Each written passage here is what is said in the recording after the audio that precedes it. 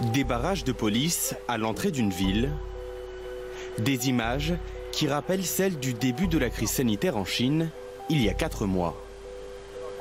C'est pourtant, à nouveau, le quotidien dans la province de Jilin, frontalière avec la Corée du Nord. Depuis le 10 mai, les rues sont désespérément vides.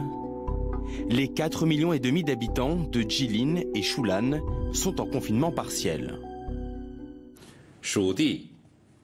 Les autorités et les individus doivent assumer leurs responsabilités, identifier les maillons faibles et combler les lacunes pour empêcher le rebond de l'épidémie.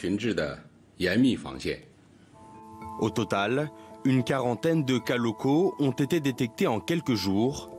Les habitants ne peuvent plus quitter la ville sans avoir été testés et les écoles ont refermé leurs portes.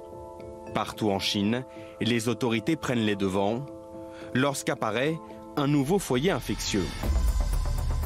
À 1800 km de là, on déploie les grands moyens à Wuhan après la découverte de 7 nouveaux cas confirmés. Pas de reconfinement, mais une course contre la montre. Tester 11 millions de personnes en 10 jours. Des files d'attente interminables partout dans la ville et des habitants plutôt confiants.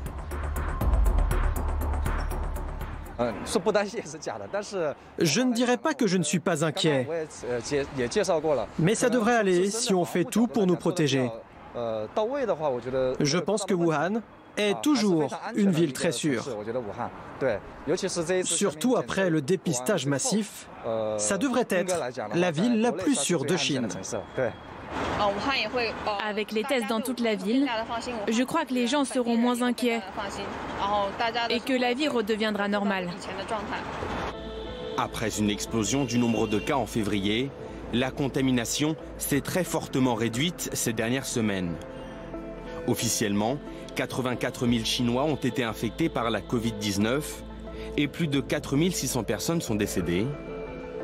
Si la tendance est au déconfinement dans l'Empire du Milieu, la moindre alerte entraîne immédiatement l'adoption de mesures draconiennes.